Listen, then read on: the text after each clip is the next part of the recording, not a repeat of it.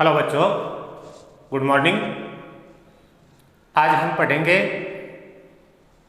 पाठ नंबर 4 की जो कविता हमारी चल रही है। शीर्षक था बनारस और उसका अंतिम पद्यांश। पुस्तक हमारी वही अंतरा भाग 2 कक्षा 12 की ऐच्छिक हिंदी की।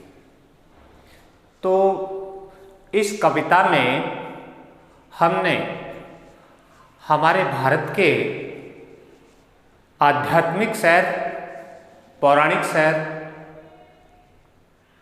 और प्रसिद्ध शहर बनारस का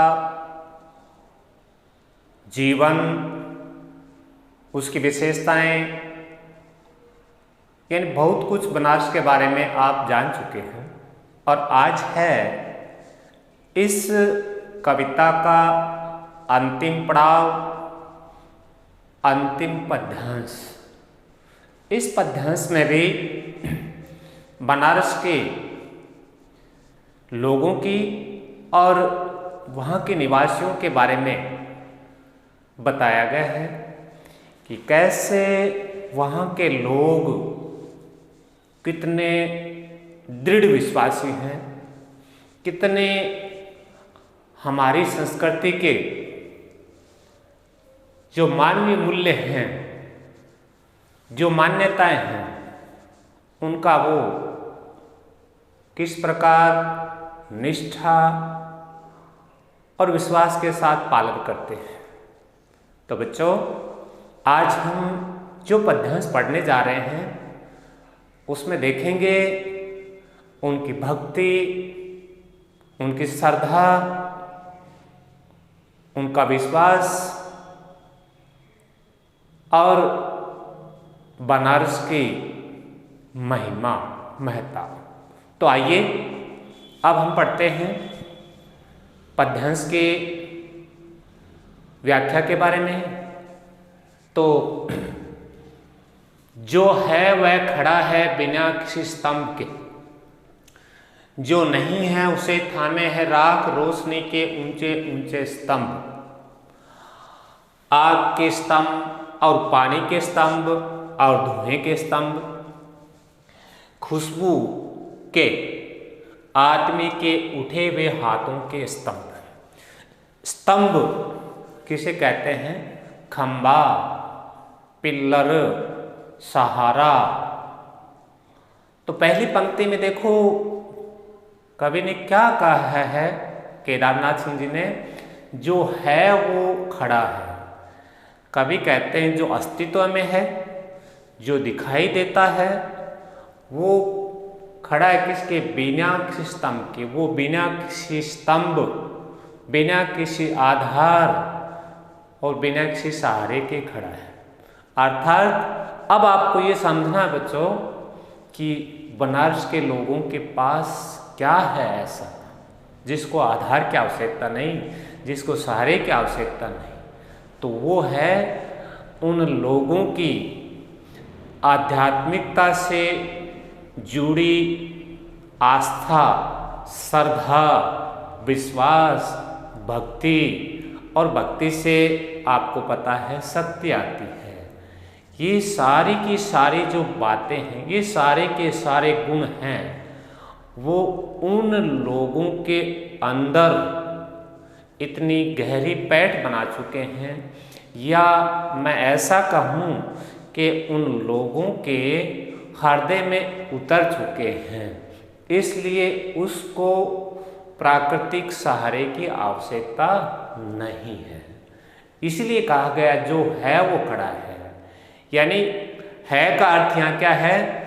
आध्यात्मिक, धार्मिक, सांस्कृतिक, ये तो आधार है। इनके साथ गुण क्या है? उनमें श्रद्धा का भाव है। उनके मन में श्रद्धा, भक्ति, विश्वास, प्रेम, स्नेह, ये सारे के सारे गुण हैं। उनके जीवन में एक तरीके से सहायक बन चुके हैं, या मन में इतने गहराई से उतर चुके हैं कि वो कभी उनको भूल नहीं सकते। इसीलिए लिखा है बिना किसी स्तंभ को इन चीज़ों के लिए, इन गुणों के लिए उन्हें किसी आधार या स्तंभ की आवश्यकता नहीं है। अब आगे बढ़ते हैं। जो नहीं है उसे थामे हैं राख और रोशनी के ऊंचे ऊंचे स्तंभ, आग के स्तंभ और पानी के स्तंभ, धुएं के, खुशबू के, आदमी के उठे हुए हाथों के स्तंभ। अब देखिए बच्चों, आपको ये भी समझा, जो नहीं है, जो नहीं है का मतलब जो अस्तित्व में नहीं है, जो वहाँ स्थापित नहीं है। और ये अगर पीछे आप जाएंगे तो ये मेरी पहले भी चर्चा हुई थी, ये सब कुछ है आधुनिकता।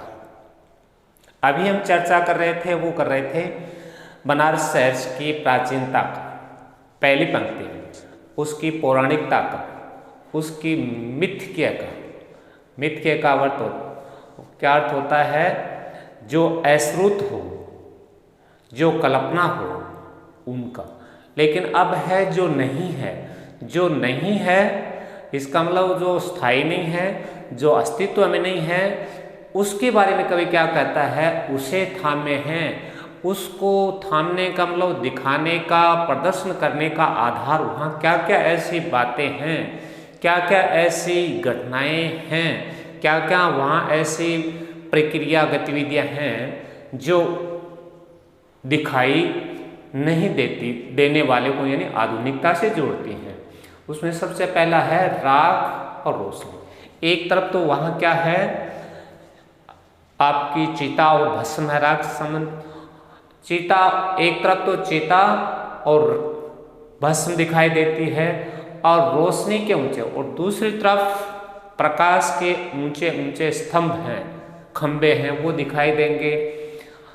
आग के स्तंभ, आग का स्तंभ का मतलब यहाँ क्या है? जब चिताएं जलती हैं और वो लगभग गंगा के घाट पर अंतराल के साथ चलती ही रहती है, तो आग के स्तंभ जब चिता जले जाएगी तो उस पर लपटें उठेंगी और उन उठती हुई लपटों को बच्चों यहाँ आग का स्तंभ बताया गया है।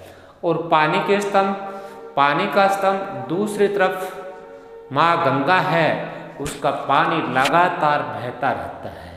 यहाँ बहते हुए पानी को स्तंभ से जोड़ा है। और वैसे भी बहता हुआ पानी जब गति पकड़ जाता है तो उसमें उठाव भी हो जाता है, उसमें भी पिल्लर यानी स्तंभ से बनने शुरू हो जाते हैं।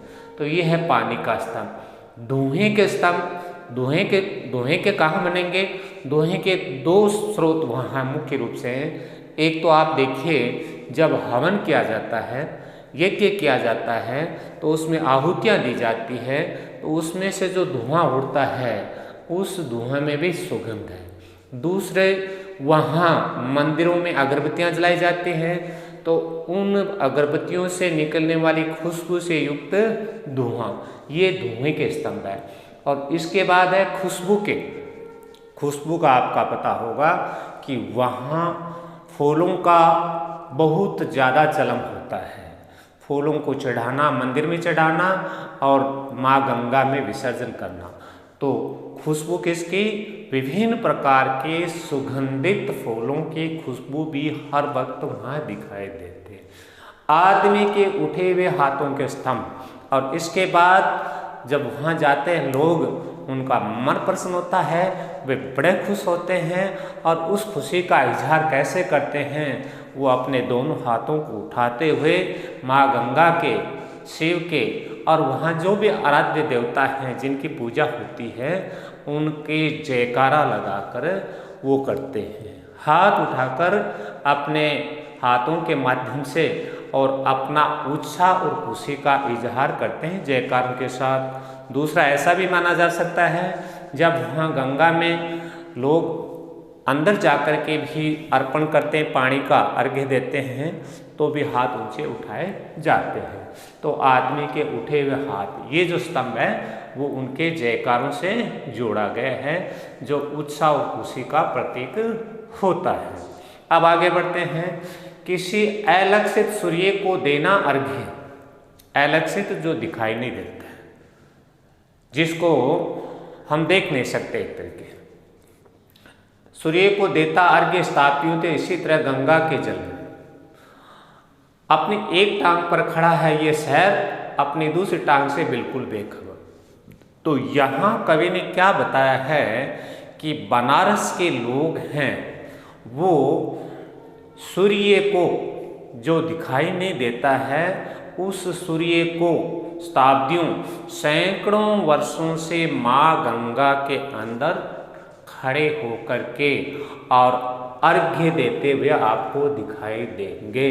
अर्घ्य का अर्थ क्या होता है? सूरज के सामने पानी का एक तरीके से बहाव करना और उसके भीतर से सूरज को देखना, ये भी एक पूजा की पद्धति है भारत की। तो किसी अलग से सूर्य को देता अर्घ्य स्थापियों से, इसी तरह गंगा के जल में लोग खड़े हो जाते हैं और सूर्य को बहुत प्राचीन समय से बनारस के लोग हैं वो अदृश्य दिखाई नहीं देना, मतलब दूसरा ये भी कह सकते अदृश्य सूर्य को परम सत्ता का प्रतीक मान करके आप उसके जल का अर्पण या जल से उनकी पूजा करते हैं। दूसरा इसमें अलक्षित में ये भी कह सकता हूँ कि अलक्षित नहीं दिखाने वाली चीज़ कौन सी है? उनके लोगों में, वहाँ के जो लोग हैं उनमें सूर्य के प्रति वही आस्था, श्रद्धा, भक्ति, आध्यात्मिकता, ये भी सूर्य के प्रति उनके मन में बसी हुई है। और मन में जो चीज़ होती है वो दिखाई नहीं देती, वो प्रगाढ़ होती है। ये दोनों तरीके से हम समझते हैं। और ये काफ़ी लंबा समय, सैकड़ों वर्षों से इस प्रकार, और बनारस के लोग हैं वो सूर्य को अर्घ्य दे करके अपने मन की इच्छाओं को पूर्ण करने की कोशिश करते हैं। अपनी एक टांग पर खड़ा है ये शहर, अपने एक टांग पर भी, यहाँ भी दो अर्थ हैं। एक तो सीधा सा अर्थ है, वहाँ के लोग जब पूजा करते हैं तो एक पैर पर खड़े हो जाते हैं, और एक पैर पर खड़ा हो जाते हैं तो दूसरे पैर को ये पता नहीं चलता कि क्या हो रहा है। दोनों पंक्तियों में अपनी एक टांग पर खड़ा ये शहर, अपने दूसरी टांग से बिल्कुल। पूजा के समय लोग एक पैर पर खड़ा होकर के, और जब माँ गंगा के से आशीर्वाद प्राप्त करते हैं और सूर्य भगवान को भी साथ में अर्घ्य देते हैं, तो जिस पैर पर खड़ा हो जाते हैं वो पैर ही सब कुछ सहन करता है, उसे ही हर बात का पता होता है। इसी दौरान दूसरा जो पैर है उसके लिए यहाँ लिखा गया है कि उसे इस बात का कोई आभास नहीं होता या उसे किसी प्रकार से सहन करने की कोई आवश्यकता नहीं होती। लेकिन दूसरा अर्थ इसमें यह है कि अपने एक टांग पर खड़ा, ये एक टांग पर खड़ा शब्द है, ये जोड़ता है बनारस को प्राचीनता से, और प्राचीनता पौराणिकता से जोड़कर उसके साथ वहाँ की धार्मिक, सांस्कृतिक, आध्यात्मिक जो बातें हैं वो स्वभाव आज भी वहाँ उसी प्रकार चल रहा है। पूजा की पद्धति हो, लोगों के रहने का स्तर हो, मंदिरों में जाने का हो, जितनी भी आस्था, श्रद्धा, विश्वास और आध्यात्मिकता से जुड़ी हुई बात हैं वो आज भी वहाँ के जो लोग निवासी हैं उन पर उस प्राचीनता का वही असर है। अपनी दूसरी टांग से बिल्कुल बेखबरी, यहाँ दूसरी टांग का अर्थ है, हमें अभी पीछे भी पढ़ा था हमने, क्या आधुनिकता। आधुनिकता में जो लोग जी रहे हैं उन लोगों को अपनी टांग, यानी दूसरे आधुनिकता वाले लोगों का जो समावेश हो रहा है उनको इस बात की खबर नहीं है। कहने का भावार्थ तात्पर्य ये है कि आज भी उस बनारस के शहर में और आध्यात्मिकता पर आधुनिकता हावी नहीं हो पाई। अपनी आधुनिकता अपनी जगह है और आध्यात्मिकता की जड़ें आज भी लोगों के मन में उसी प्रकार जमी हुई हैं जो सैकड़ों वर्षों से चली आ रही हैं। तो ये तो था आज के इस पद्यांश का अर्थ कह सकते हैं, व्याख्या कह सकते हैं। कविता बड़ी लंबी थी, हमें लंबा टाइम लगा, लेकिन आज हम उसके अंतिम पड़ाव पर पहुंच चुके हैं। बनारस नाम की जो कविता है वो आज यहाँ पूर्ण हो रही है। अब देखते हैं इसके विशेष बिंदु। विशेष बिंदु वही चल रहे हैं जो पीछे हमने पढ़े थे। भाषा वही खड़ी बोली, शैली प्रगतिवादी, रस शांत, छंद मुक्त छंद है, सब शक्ति लक्षण यानी लाक्षणिक से युक्त है, गुण ओज गुण है, सब चयन तत्सम शब्द जो संस्कृत से हिंदी में जैसे के वैसे आ गए। ये दो इसमें चीज़ें थोड़ी सी पॉइंट बने वो मैंने लिखा है। बिल्कुल बेखबर, दोनों में व्यवर्ण की आवृत्ति है, इसलिए अलंकार हो गया इसमें अनुप्रास। और नीचे बनारस शहर का मानवीकरण, इसमें आपने देखा होगा बार बार कई जगह ऐसे शब्द हैं। एक तो एकदम साफ ये कहा, आप अंतिम लाइन देखो, अपनी एक टांग पर खड़ा। शहर कभी टांग पर खड़ा नहीं हो सकता, इसका मतलब ये मानव का गुण है। जो अमूर्त भाव है उन भावों को किस पर आरोपित कर दिया गया, मानवीय गुणों पर, इसलिए मानवीकरण किया गया है। तो इस कविता में बनारस शहर का जबरदस्त कवि ने मानवीकरण किया है, तो इसे मानवीकरण अलंकार भी है इसमें। तो बच्चों ये हो गई हमारी आज बनारस कविता जो कवि केदारनाथ सिंह ने लिखी। आप शायद एक लंबी यात्रा की है, आपने बनारस की घर बैठे ही मान लो यात्रा कर ली। अब आपको सिर्फ प्रत्यक्ष रूप से बनारस को या काशी को देखने तक का काम बचा है। तो ये हमारे लिए सौभाग्य की बात है कि हमारी हिंदी पाठ्य पुस्तक है जो हमारी भारत की जो विरासत है, भारत की जो प्राचीन संस्कृति है, भारत के जो मूल्य हैं, भारतीय जीवन पद्धति है, उससे जोड़ती जाती है और हमें जुड़ना भी है और हमें हमारी संस्कृति को बचाए भी रखना है। आज इस कविता के पूर्ण होने के उपरांत आपका क्या काम है वो आपको पता ही है। आपको इस कविता के प्रश्नोत्तर करने हैं जो मैं आपको भेज दूंगा। आप सभी का बहुत बहुत धन्यवाद।